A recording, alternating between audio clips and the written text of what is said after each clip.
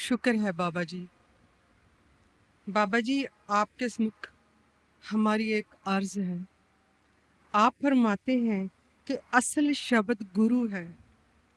क्या जो संत महात्माओं की या गुरु साहिबान की बानियों में शब्द पढ़ते हैं वो शब्द नहीं है? फिर शब्द क्या है जो गुरु है? प्लीज विस्तार पूर्वक हमें समझाइए। बेटा, इंसान हर एक चीज का अपना तर्जुमा करता है और अपनी तरफ से आसान तर्जुमा करने की कोशिश करता है। अब जब आपने लफ्ज शब्द इस्तेमाल किया है तो कैसे इस्तेमाल किया है? शब्दे उपजे शब्दे भिण से, नामो उपजे नामे भिण से। ठीक है।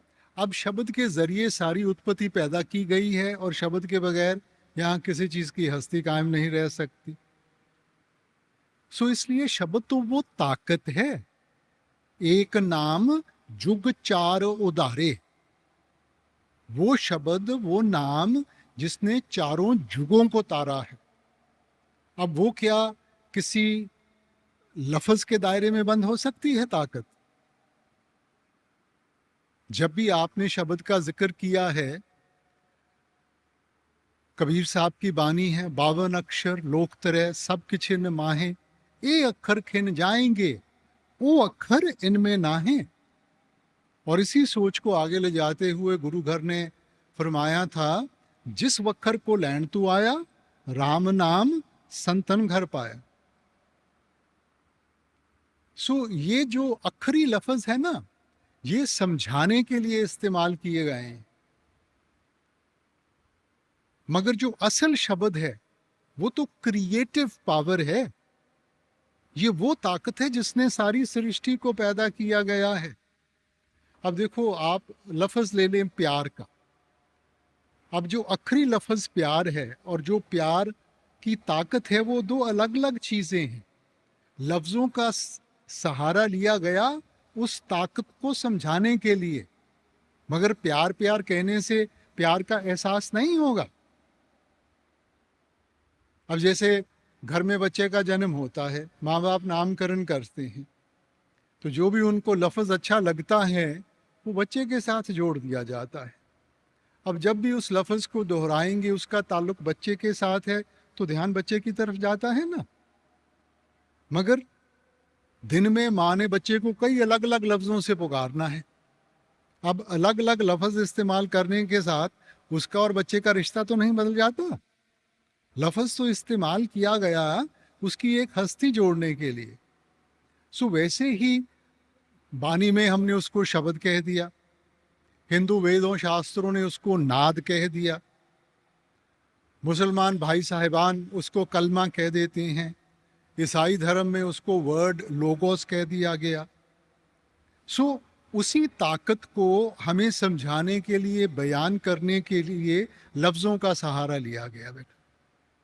मगर हमने तो अपने आप को ताकत के साथ जोड़ना है, किसी लफ्ज के साथ नहीं। अब जो हमारी ग्रंथ पोथियां हैं, ठीक है, अब ये जो जुबानें हैं कब उचारी गई, हम उनकी हिस्ट्री ट्रेस कर सकते हैं, मियाद नियुक्त कर सकते हैं। तो क्या उससे पहले शब्द नहीं था? शब्द तो वो ताकत है जिसने सृष्टि को बनाया था। सो वो किसी एक जुबान के दायरे में बंद नहीं हो सकती, वो तो इन जुबानों से, सभी चीजों से ऊपर है ना।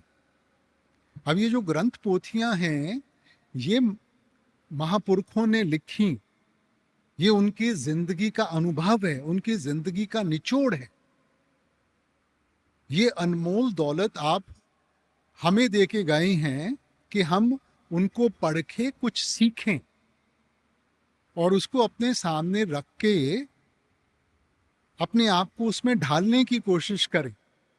हम उसका एक लिटरल मीनिंग ले लेते हैं कि जी ये कोई खास लफ्ज है। चलो, अगर लफ्ज भी है तो फिर कौन सा लफ्ज? ग्रंथ पोथियां तो इतनी लफ्जों के साथ जुड़ी हुई हैं ना। हमने अपने आप को उस एक नाम के साथ जोड़ना है। इसलिए आप कहते हैं इस जग में नाम अलभ है, गुरमुख बसे मन आए। ये वो ताकत है जिसकी पहचान हमें नहीं हो सकती। गुरमुखों की संगत में जाते हैं, वो युक्ति समझाते हैं, उस युक्ति को अपनाएंगे, ध्यान को अंतर्मुख करेंगे, तब हमें उस सच्चे शब्द की पहचान होगी। कबीर साहब की भी बानी सुनते हैं ना, कबीर आधी साख यह कोट ग्रंथ कर जान, नाम सत जग झूठ है, सुरत शब्द पहचान। कि जब सुरत को शब्द के साथ जोड़ेंगे तब उसका एहसास होगा, तब उसकी पहचान होगी। ये कोई अखरी लफ्ज नहीं है। अब ये जो हम पंजाबी जुबान बोलते हैं, कुछ साल पहले तो ये जुबान नहीं थी बेटा। तो क्या इसके पहले कोई मुक्ति नहीं हासिल करता था? किसी को शब्द की पहचान नहीं थी बेटा। सो लफ्ज उचारे गए हैं हमें समझाने के लिए। अब ये शब्द को हम अंग्रेजी में तर्जमा करें, हम इसको वर्ड कहेंगे। तो ईसाई धर्म में भी यही फरमाया गया है, in the beginning was the word and the word was with God and the word was God. शुरू में वो शब्द था, वो शब्द मालिक के पास था, वो शब्द ही मालिक था, शब्द ही मालिक था। And all things were created by, और सब कुछ उसके जरिए बनाया गया, और इसके बगैर यहां किसी चीज की हस्ती कायम नहीं रह सकती। गुरु घर की बानी में आपने फरमाया, उत्पत परले शब्दे होवे, शब्दे ही फिर उपत होवे। शब्द वो ताकत है जिसने सृष्टि बनाई है, जिसके बल के ऊपर दुनिया खड़ी है।